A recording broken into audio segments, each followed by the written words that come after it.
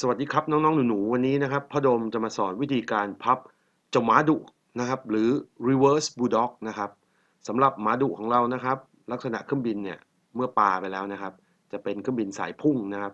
เอาไว้แข่งกับเพื่อนๆอย่างเดียวเลยนะครับมาดูลักษณะหน้าตาของเจ้า bulldog ก่อนนะครับสองตัวฟัดกันนัวเนียฟึดฟัดฟึดฟัดเลยโอ้โหนี่ครับ bulldog ประมาณนี้นะเอาละเรามาดูลักษณะแนวการบินก่อน เดี๋ยวพ่อดมลองปาให้ดูครับลองดูโอ้โหมันสามารถบินข้ามสนามบาสได้เลยนะครับเนี่ยเราจะมาถึงขั้นตอนการพับเจ้า reverse bulldog กันนะครับ reverse bulldog ก็คือเครื่องบินลำนี้นะครับนี่ที่พ่อดมหยิบขึ้นมาดูนะครับนี่ลักษณะของ reverse bulldog ซึ่งจะไม่เหมือนตัว bulldog ปกติทั่วไปนะครับเพราะว่า bulldog ปกติทั่วไปนะครับเวลาที่เรา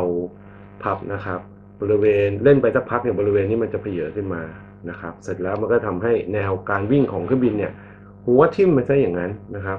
วันนี้เราก็เลยไม่เอานะครับเราจะทำเป็น reverse bulldog ก็คือกลับด้านแทนนะครับสำหรับกระดาษที่ใช้เราเตรียมกระดาษ A4 ขึ้นมาครับกระดาษ A4 ที่ใช้วันนี้จะเป็นกระดาษเราเรียกว่าเป็น pattern นะครับเป็นกระดาษที่มีลวดลายนะครับสามารถที่จะทำได้อย่างง่ายนะครับแล้วก็สำหรับมือใหม่เนี่ยก็จะเหมาะมากนะครับแล้วก็คนที่น้องๆที่ซีเรียสนะครับอยากจะได้สัดส่วนของเครื่องบินที่เป๊ะมากนะครับก็ต้องใช้กระดาษแพทเทิร์นไปดาวน์โหลดนะครับที่ด้านล่างของคลิปวิดีโอนะครับทีนี้เรามาถึงวิธีการสำหรับการกรีดเส้นนะครับให้เราวางไม้บรรทัดแบบแข็งนะครับอยู่ใกล้กับเส้นมากที่สุดแต่ไม่ทับเส้นนะครับเสร็จแล้วนะครับกดไว้นะครับเอาไม้ติมของเรานะครับสอดไว้ด้านล่างนะครับค่อยๆกรีดจากด้านบนนะครับลงด้านล่างช้าๆนะครับไม่ต้องแรงเราทำ2 ทีครับไม่ต้องแรงชื้ออย่างนี้นะครับทีที่1นะครับทีที่2ก็แรงขึ้นหน่อยหนึ่งโอเคเส้นแรกได้แล้วนะครับเราก็นี่ครับจะมีรอยกรีดขึ้นมานะครับทำให้เราเวลาเราพับจริงเนี่ยเราก็จะพับได้ง่ายนะครับเรากรีดครบทุกเส้นก่อนครับ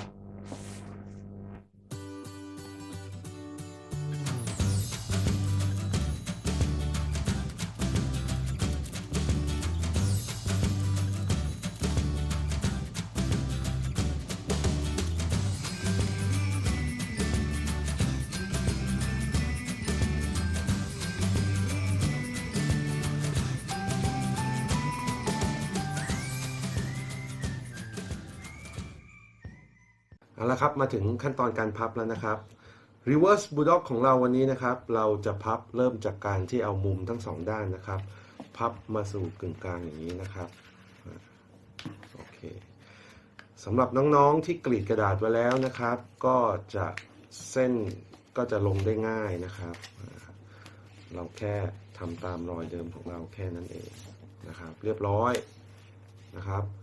กับด้านกระดาษครับเรียกว่า flip นะครับ flip F L I P แล้วเราก็พับนะครับที่มุม2ด้านนี้นะครับเราพับกลับเข้ามาครับให้อยู่ตรงกลางให้ระวังช่วงหัวนะครับช่วงหัวต้องระวังนิดนึงนะครับเอาให้มันแหลมหน่อยให้อยู่ตรงกลางนะครับถ้าคนที่ใช้แพทเทิร์นกระดาษนะครับก็จะสังเกตอย่างหนึ่งว่าช่วงตรงกลางนะครับเราจะเหลือขอบนะครับช่องอยู่ประมาณสัก2 มิลลิเมตรนะครับลองสังเกตดีๆนะครับนี่ครับเราจะมีเหลือช่องตรงกลางเราจะไม่ชิดกันมากนะครับสำหรับคนที่ใช้แพทเทิร์นกระดาษเพราะว่าเวลาที่เราพับเนี่ยเมื่อเราพับกับทบลงมาเนี่ยมันจะเหลือช่องทำให้เราพับง่ายขึ้นต่อมาครับเรากลับด้านกระดาษครับเห็นไหมครับเรามีกรีดกระดาษอยู่ด้านในนะครับเป็นเส้นนี้นะครับทีนี้พอเราพับตรงนี้ครับเราจะเอาที่ปลายแหลมนะครับให้ไปจรดอยู่ที่บริเวณช่วงนี้นะครับตามช้าๆนะซึ่งเราจะพับตรงกับเส้นที่เราอยู่ตรงนี้พอดีเลยชื้อ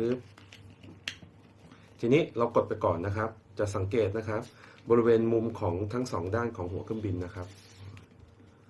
ก็จะกดได้ยากนะครับวิธีการก็คือให้เราใช้ไม้ไอศครีมของเรานะครับใส่เข้าไปด้านในแล้วก็กรีดก่อนนะครับมือซ้ายนะครับกดให้แรงนิดนึงนะครับ จะได้ไม่เลื่อนกรีดก่อนนะครับแล้วก็พับได้นะครับมือกลับมาครับใช้มือขวาแล้วกดไว้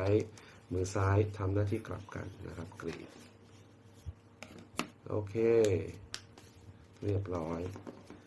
เป็นไงคมเลยนะครับต่อมานะครับเราก็มาหันข้างกันชืบนะครับเสร็จแล้วเราก็จะกลับด้านกระดาษนะครับปึ๊บจะเป็นด้านที่มีลายเส้นขึ้นมานะครับแล้วเราก็พับครึ่งครับรอยที่เรามีเส้นอยู่แล้วนะครับที่เรากรีดไว้ตั้งแต่แรกก็จะง่ายนะครับตอนนี้ระวังนิดนึงให้สังเกตช่วงมุมนะครับของทั้งสองอันนะครับให้มาบรรจบกันด้วยนะครับบางครั้งน้องๆอาจจะมีการกรีดเบี้ยวไปนิดนึงเรามาแก้ที่ตรงนี้ครับเสร็จแล้วเราก็ลูดไปนะครับโอเคต่อมาครับเป็นเทคนิคที่สำคัญที่สุดจะบินชนะเพื่อนหรือไม่ชนะเพื่อนอยู่ที่ตรงนี้ครับวิธีการก็คือเราจะต้องกรีดกระดาษให้คมที่สุดนะครับให้เรากรีดช่วงมุมของขอบด้านนี้ก่อนนะครับยังไม่ต้องเอาหัวหนาๆนะกรีดไล่ออกครับจากหัวไปที่ท้ายเบาๆนะครับค่อยๆไล่ไปใช้ไม้ติมรองนิ้วไว้นะครับช้าๆนะครับช้าๆต่อมาครับมาไล่ที่หัวครับบริเวณโซนนี้นะครับอันนี้ออกแรงนิดนึงนะครับออกแรงนิดนึงต่อมาครับคราวนี้มาไล่ลงนะครับจากด้านหัวนะครับมาด้านท้ายนะครับเราก็ใช้กลับด้านนี้นะครับตอนนี้เราใช้นิ้วชี้แล้วชืบคมกริบเลยนะครับโอเคแล้วนะครับเราพับปีกลงมาเห็นรอยเส้นตรงนี้ไหมครับน้องมาเตอร์เห็นเนาะรอยเส้นเราก็พับรอยเส้นลงมาแต่ว่าช่วงหัวเนี่ยจะพับยากนิดนึงเพราะกระดาษหนานะครับให้เราเริ่มจากด้านท้ายนะครับให้ตรงตามเส้นนะครับช่วงหัวค่อยๆกดลงนะครับนิ้วโป้งนะครับคอยกดเส้นเอาไว้นะครับช่วงที่เส้นอยู่เห็นไหมเป็นเส้นพอดีเลยชืบนะครับเอานิ้วกดไว้ก่อนทีนี้เครื่องบินจากหันไปทางขวานะครับจับที่หัวหันไปทางซ้ายนะครับคราวนี้เราพับลงนะครับอย่าลืมนะครับกดเหมือนกันช่วงหัวพับยากนิดนึงนะครับให้เราเริ่มจากด้านท้ายค่อยๆกดนะครับอย่าลืมนะครับช่วงปลายปีกนะครับบริเวณมุมขอบสุดเนี่ยนะครับให้เอามาบรรจบกันมากที่สุดกดบรรจบได้แล้วกดไว้นะครับ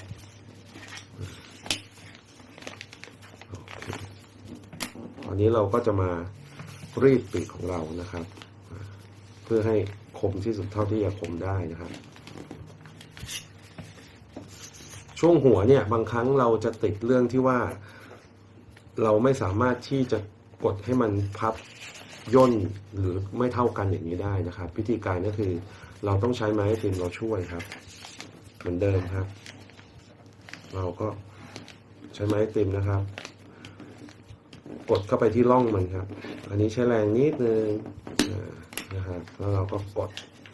เมื่อเรากดลงไปแล้วนะครับสังเกตก็คือว่าร่องมันก็จะคมพอดีกันเลยนะครับเรามารีดด้านหัวก่อนนะครับจากหัวนะครับจากขอบนี้นะครับขอบด้านนี้นะครับเราก็รีดลงมานะครับจนถึงด้านล่างชืดช้าๆครับไม่ต้องรีบด้านหัวนะครับจากเส้นขอบนะครับให้เรารีดขึ้นครับอันนี้ต้องใช้แรงนิดหนึ่งโอเคคมกริบสุดท้ายแล้วครับใกล้จะเสร็จแล้วนะครับเราก็จะเห็นรอยตรงนี้นะครับเราก็จะพับรอยตรงนี้ลงมานะครับเครื่องบินตอนนี้ไปทางขวานะครับหันไปทางซ้ายซึบพับลงมาก็จะพอดีเป๊ะเลยนะครับแล้วก็ใช้ที่รีดกระดาษรีดเหมือนเดิมครับจากขอบด้านนี้นะครับเรารีดขึ้นนะครับแล้วก็จากขอบมุมขอบกระดาษด้านนี้นะครับเราก็รีดลงสุดท้ายครับนี่สุดท้ายจริง คือการปรับเครื่องบินครับปุ๊บตอนนี้ถ้าเราเอาไปบินเลยนะครับบินไม่ได้ครับปีกไม่กลางเพราะเส้นที่เรารีบคมมากนะครับเรากางปีกออกก่อนนิดนึงนะครับกางปีกออกก่อนทีนี้ในกรณีถ้าหากว่าเราปล่อยเครื่องบินที่ปีกเราเป็นอย่างนี้นะครับสิ่งที่เกิดขึ้นก็คือว่าเมื่อเครื่องบินบินเนี่ยเครื่องบินจะ upside down อย่างนี้ครับจะพลิกสาเหตุครับเวลาลมเนี่ยที่เครื่องบินเราปล่อยขึ้นไปนี้นะครับลมมันจะวิ่งออกด้านนี้ครับเครื่องบินเลยต้องเปลี่ยนทิศ upside down ซะอย่างนั้นนะครับวิธีการแก้ไขครับเราปรับช่วงปีกนะครับให้ขึ้นเล็กน้อยนะครับนี่ให้ขึ้นเล็กน้อยลักษณะประมาณนี้นะครับถ้าอย่างนี้ปุ๊บมันก็จะบินได้ดีแล้วอันนี้เรามาเช็คครับเช็คบาลานซ์ซ้ายขวานะครับด้านซ้ายด้านขวาเท่ากันไหมนะครับในการเช็คนะครับอย่าจับที่หัวอย่างนี้นะเพราะจับที่หัวเนี่ยเวลาเราปล่อยมันจะเป็นอย่างนี้ครับเราต้องจับช่วงกลางครับเราก็จะเห็นว่าตอนนี้ซ้ายขวาได้แล้วนะครับปรับข้างบนนี้ขึ้นนิดนึงขึ้นนิดนึงนะครับสุดท้ายก็คือหางเสือครับหางเสือเราไม่ต้องกรีดนะครับเส้นเล็กเราก็ใช้ความชำนาญเอากะประมาณเอาทะดาเรียบร้อยครับ The Reverse Bulldog ครับบินไกลบินตรงสายนี้มาแรงแน่นอนคลิปต่อไป Harrier ครับสำหรับน้องๆหนูๆคนไหนนะครับที่ชื่นชอบการพับกระดาษเป็นชีวิตจิตใจกด Subscribe หรือติดตามไว้เลยนะครับรอบหน้าพ่อดมมาแน่ Harrier เครื่องบินสายลีลานอกจากนี้พ่อดมยังมี Facebook ด้วยนะครับมีแจกของกันทุกเดือนตั้งแต่ที่รีดกระดาษไล่จนไปถึงเครื่องบินนะครับไปกดไลค์ไปด้วยล่ะ Facebook นะครับเพจชื่อวิศวกรตัวน้อยอีกทีนะครับวิศวกรตัวน้อย